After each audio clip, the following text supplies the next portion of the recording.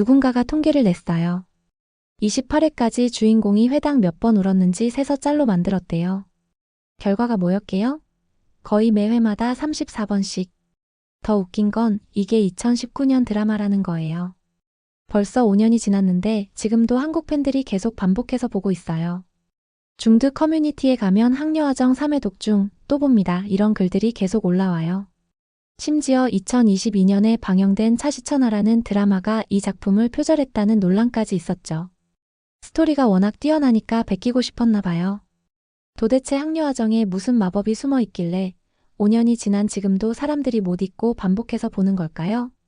오늘 그 비밀을 전부 파헤쳐 드립니다. 2019년 11월 12일 우쿠에서 학녀아정이 첫 방송됐어요. 근데 솔직히 초반 반응은 미지근했어요. 업데이트 방식도 이상했거든요. 월요일 2회, 목요일 1회? 시청자들 짜증나게 하는 방식이었죠. 그런데 이 드라마를 본 사람들 반응이 예사롭지 않았어요. 한국 커뮤니티 덕후에 올라온 1회 후기 제목이 뭐였는지 아세요? 완전 대박 유유 웹드인 게 아쉬울 정도야. 다른 블로거는 랑야방 못지않게 연출도 좋고 배우들 연기 후덜덜이라고 했어요. 근데 재밌는 건 이 드라마를 본 사람들이 계속 되풀이해서 본다는 거예요. 1회독, 2회독, 3회독. 심지어 5년이 지난 2024년에도 학녀아정 또 봅니다. 이런 글이 올라와요. 왜일까요? 첫째, 배우 러진의 연기가 전설이에요. 당시 39세였는데 극중 20살 소정권을 완벽하게 소화했거든요. 감독 양문군이 러진의 오열 장면을 보다가 따라서 눈물을 흘렸다는 메이킹 영상도 있어요. 둘째, 이 드라마는 단순한 고장극이 아니에요. 권력이란 무엇인가, 아버지와 아들, 군자의 길 같은 묵직한 질문을 던져요. 그래서 볼 때마다 다른 감정이 느껴진대요. 셋째, 디테일이 미쳤어요. 한 번 볼 때는 못 봤던 복선들이 2회독 때 보이고 3회독 때는 또 다른 게 보이고. 그래서 오늘은 학녀아정을 왜 계속 반복해서 보게 되는지 그 중독성의 비밀을 파헤쳐 볼게요. 자, 여기서 진짜 재밌는 얘기 시작이에요. 어떤 팬이 28회까지 소정권이 회당 몇 번 울었는지 세서 짤을 만들었어요. 이게 실제로 나무위키에도 올라가 있을 정도로 유명해졌거든요. 결과가 어땠게요? 거의 매회 울음씬이 있었어요. 댓글 반응이 진짜 웃겼죠. 눈물 주머니냐 10분마다 훌쩍훌쩍 화장 다 번졌다. 근데 여기서 놀라운 반전이 있어요. 감독 양문군이 메이킹 영상에서 밝혔는데요. 러진의 오열 장면을 지켜보다가 자기도 모르게 눈물을 흘렸대요. 39세 배우가 20살 소정권의 감정을 그렇게 완벽하게 표현했다는 거죠. 더 충격적인 건 러진이 8개월 촬영 내내 겪은 일이에요. 매일 퇴근하면 방에서 소파에 23시간씩 그냥 앉아 있었대요. 캐릭터에서 빠져나오기가 너무 힘들었다고 하더라고요. 18회 장면 기억나세요? 선생님 노세유가 돌아가셨을 때 소정권이 영정 앞에서 나무자로 자기 손을 때리는 장면. 메이킹 보면 진짜로 손이 부을 정도로 때렸어요. 연기가 아니라 진심이었던 거죠. 그래서 한국 팬들이 이 드라마를 반복해서 보는 거예요. 첫 번째 볼 때는 스토리에 집중하고 두 번째 볼 때는 러진의 미세한 표정 연기를 보고 세 번째는 또 다른 걸 발견하게 되거든요. 실제로 한 블로거가 이렇게 썼어요. 2회독 하니까 1회독 때 못 봤던 소정권의 눈빛 변화가 보이더라. 황제를 볼 때, 육문석을 볼 때, 노세유를 볼 때 전부 다른 눈빛이었다. 러진은 이 역할로 중국 드라마 역사에 남을 명연기를 보여줬어요. 그래서 5년이 지난 지금도 사람들이 이 드라마를 찾아보는 거죠. 학녀아정 제작진이 얼마나 진심이었는지 아세요? 궁궐 세트장을 아예 새로 지었어요.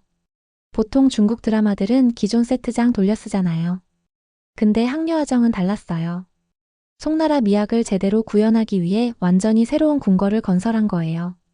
그리고 의상 디자이너로 누구를 섭외했게요? 바로 장숙평. 영화 화양연화, 일대종사를 만든 그 전설적인 디자이너예요.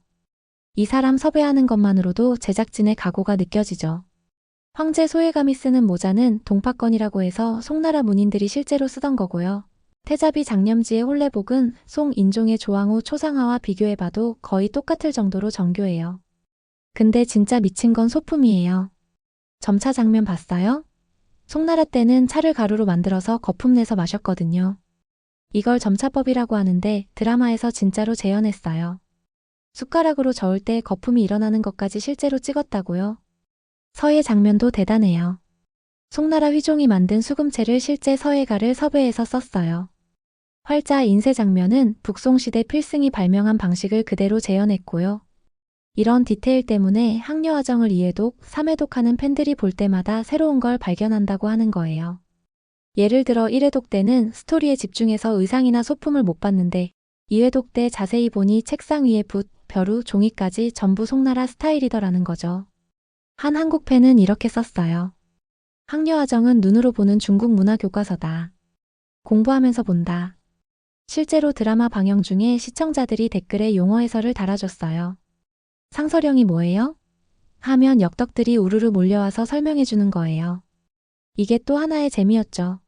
그래서 드라마가 끝난 후에도 사람들이 송나라 문화를 공부하게 됐대요. 자, 여기서 항려화정이 얼마나 대단한 작품인지 증명하는 결정적 사건이 있어요. 2022년 4월 양양과 조로사 주연의 차시천하라는 드라마가 방영됐어요. 엄청난 기대작이었죠. 그런데 방송 직후 웨이보가 난리가 났어요. 항려화정 표절 아니냐? 시청자들이 장면을 캡처해서 비교하기 시작했거든요. 연출, 대사, 심지어 인물 관계까지 비슷하다는 거예요. 나무위키에도 올라가 있어요. 뛰어난 스토리력으로 칭찬받은 작품인데 그래서인지 2022년에 차시천하라는 작품에서 이 드라마 내용 일부를 표절하기도 했다. 근데 재밌는 건 원작자 경영월이 직접 해명에 나섰다는 거예요. 소설 자체는 2004년에 쓴 거라 드라마 표절과 무관하다고요. 그럼 뭐가 문제였을까요? 소설은 표절이 아닌데 드라마 제작진이 항려화정의 연출과 대사를 베꼈다는 거죠. 실제로 차시천하 나무위키의 초반부 항려화정 연출 및 대사 표절 논란이 있었으나 해명하지 않았다고 명시되어 있어요. 웨이보에서는 두 드라마의 특정 장면들을 캡처해서 나란히 비교하는 게시물들이 쏟아졌어요. 카메라 각도, 인물의 배치, 심지어 대사의 톤까지 유사하다는 지적이었죠. 한 중국 네티즌은 차시천하 제작진이 항려화정을 교과서 삼아 공부한 것 같다고 비꼬기도 했어요. 설상가상으로 차시천하는 말 학대 논란까지 터졌어요. 실감나는 추격 장면을 위해 말을 학대했다는 의혹이 제기됐거든요. 표절 논란에 동물 학대 의혹까지 이미지가 완전히 망가진 거죠. 이게 뭘 의미하냐면 항려화정의 스토리텔링과 연출이 그만큼 혁신적이었다는 거예요. 한국 팬들은 이 사건을 보고 더 항려화정의 자부심을 느꼈대요. 우리가 사랑하는 드라마가 표절당할 정도로 명작이었구나라고요. 실제로 항려화정에 뭐가 그렇게 뛰어났냐면 권모술수 장르의 새로운 기준을 세웠거든요.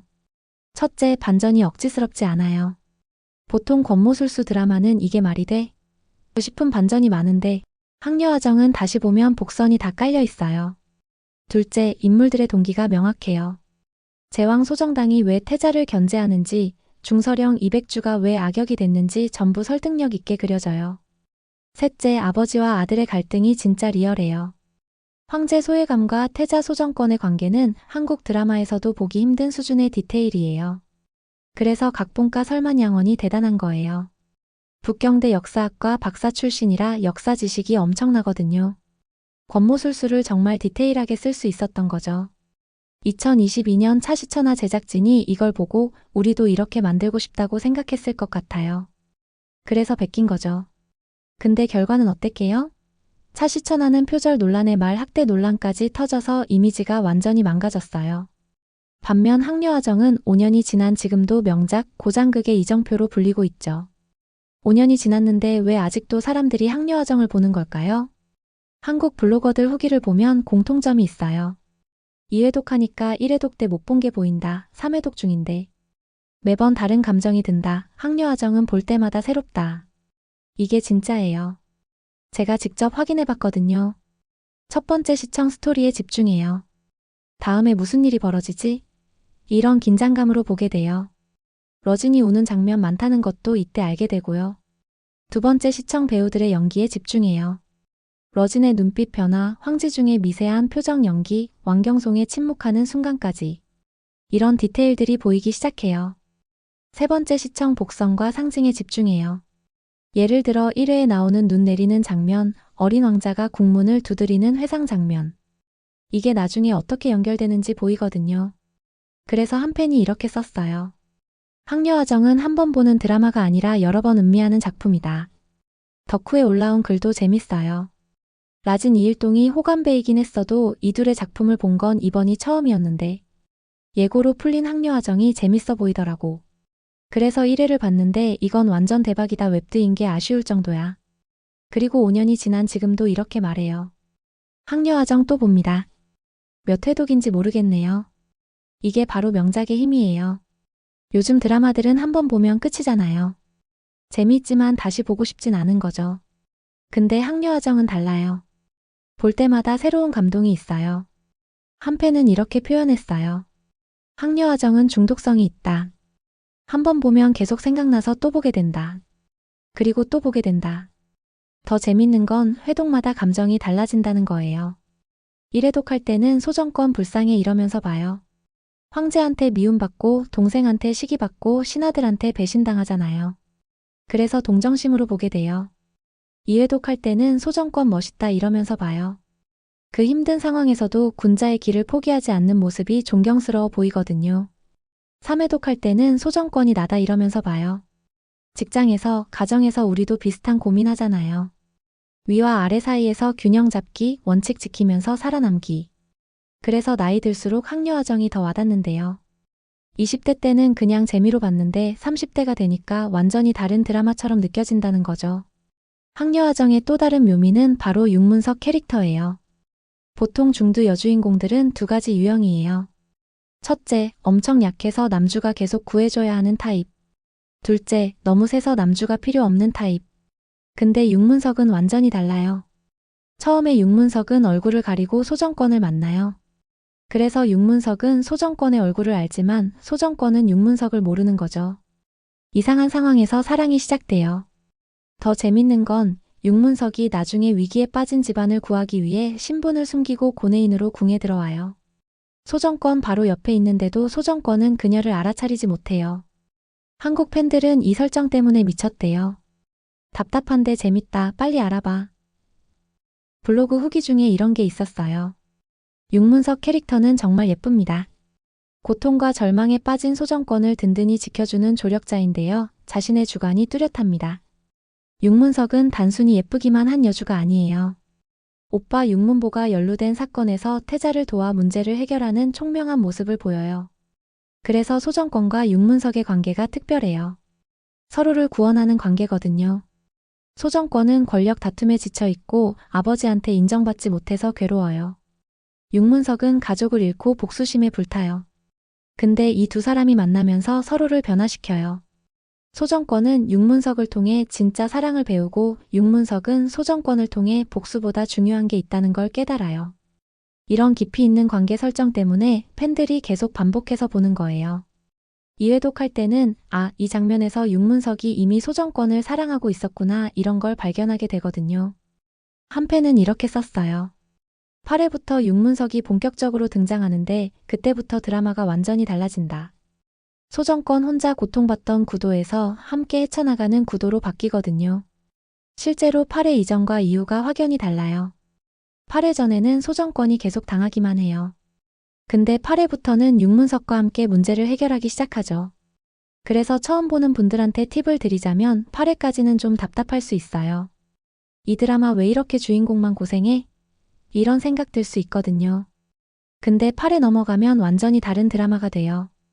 윤문석과 소정권이 팀워크를 발휘하면서 반전이 시작되거든요. 한국 팬들이 학녀화정을 뭐에 비유하는지 아세요? 랑야방 못지않다.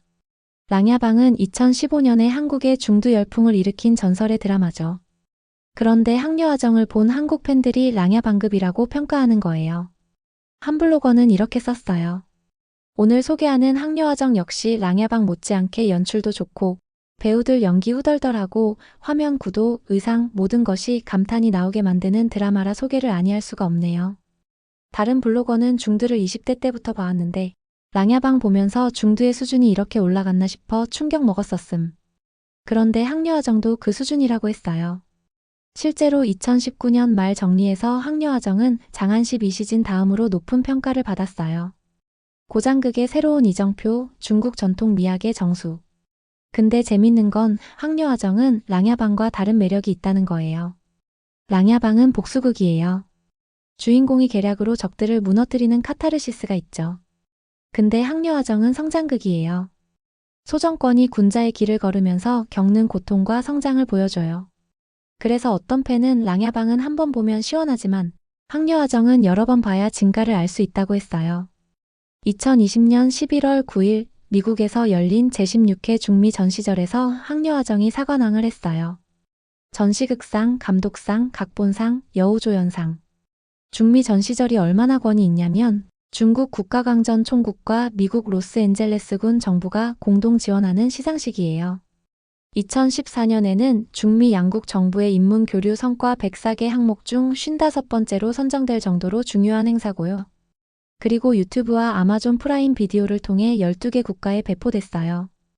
이쯤 되니까 사람들이 다시 주목하기 시작했죠.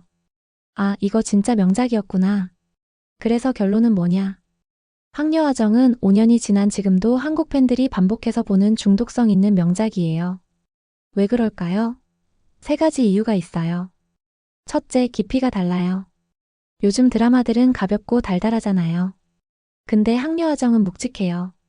권력이란 무엇인가? 아버지와 아들, 군자의 길. 이런 질문들을 던져요. 그래서 30대, 40대 한국 팬들이 특히 좋아해요. 인생 경험이 있으니까 소정권의 고민이 더 와닿는 거죠. 한 팬은 이렇게 썼어요. 20대 때 봤으면 이해 못했을 거예요. 30대가 되니까 소정권의 고민이 내 고민처럼 느껴져요. 둘째, 디테일이 살아있어요. 새로 지은 궁궐 세트장, 장숙평의 의상, 송나라 고증. 이런 디테일들이 2회독, 3회독 때마다 새롭게 보여요. 한 팬은 항려화정은 볼 때마다 새로운 걸 발견하는 보물찾기 같은 드라마라고 했어요. 셋째, 배우들의 연기가 전설이에요. 러진의 눈물 연기는 중국 드라마 역사에 남을 명연기예요. 황지중, 왕경송, 이일동 전부 완벽했고요. 심지어 감독도 울었잖아요. 이 정도면 진짜 예술이에요. 그래서 2022년 차시천하가 표절하려고 했던 거죠. 이렇게 뛰어난 작품을 베끼고 싶었던 거예요. 근데 결과는? 항려화정은 여전히 명작으로 남았고 차시천하는 논란만 남았어요. 지금 한국에서 항려화정을 보려면 어떻게 해야 할까요? 2020년에 A전에서 방영했었는데 지금은 티빙이나 왓챠에서 확인해 보시면 될 것 같아요.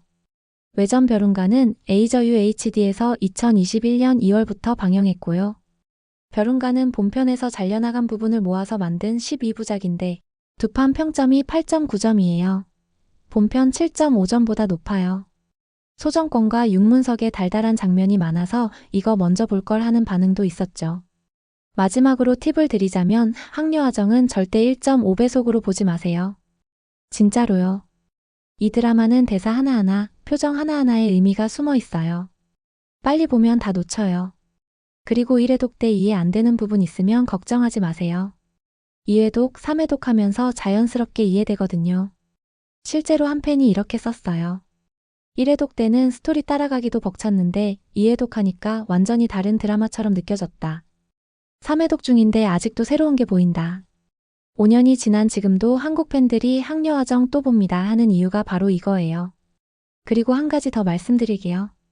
항려화정은 단순한 엔터테인먼트를 넘어서 인생 드라마가 될 수 있어요. 왜냐고요? 이 드라마가 던지는 질문들이 정말 묵직하거든요. 군자로 산다는 건 무엇인가? 소정권은 어릴 때부터 유학을 배웠어요. 효도를 중시하고 인의예지를 지키려 하죠. 근데 현실은 냉혹해요. 아버지는 의심하고 동생은 모함하고 신하들은 배신해요. 이런 상황에서도 군자의 길을 걸어야 할까요? 아버지와 아들의 관계란 무엇인가? 황제 소외감과 태자 소정권의 관계는 정말 복잡해요. 서로 사랑하지만 신뢰하지 못해요. 황제는 태자를 견제하고 태자는 아버지의 인정을 갈망해요. 이게 진짜 리얼한 부자관계거든요. 권력을 위해 무엇을 포기할 수 있는가? 소정권은 사랑하는 사람들을 하나둘씩 잃어가요. 스승 노세의 외숙고사림. 그럼에도 태자의 자리를 지켜야 할까요? 아니면 모든 걸 내려놓아야 할까요? 이런 질문들 때문에 30대, 40대 한국 팬들이 항려화정에 빠져드는 거예요. 인생 경험이 쌓이니까 소정권의 고민이 남의 일 같지 않은 거죠. 한 40대 팬은 이렇게 썼어요. 회사에서 중간 관리자로 일하면서 위와 아래 사이에서 힘들 때가 많은데 소정권을 보면 내 모습이 보인다. 그래서 위로가 된다. 그래서 항려화정은 시간이 지날수록 더 가치 있는 드라마가 되는 거예요. 2019년에는 그냥 재밌는 드라마였어요. 2020년에는 수작으로 평가받았어요. 2022년에는 차시천하 표절 논란으로 명작으로 재조명됐어요. 2025년 지금은 고전이 되어가고 있어요. 앞으로 10년, 20년 후에도 사람들이 항려화정을 찾아볼 거예요. 그때도 이 드라마 정말 대단하다고 할 거고요. 여러분도 지금 항려화정을 보세요. 그리고 5년 후, 10년 후에 다시 보세요. 분명히 다른 감동을 받을 거예요. 여러분은 항려화정을 몇 회 독하실 건가요? 댓글로 알려주세요. 이 영상이 도움됐다면 좋아요와 구독 꼭 눌러주시고 알림 설정까지 해두시면 최신 중드 소식을 가장 먼저 받아보실 수 있어요. 항려화정 5년이 지나도 못 잊는 명작. 여러분도 꼭 경험해보세요. 그럼 다음에 또 만나요.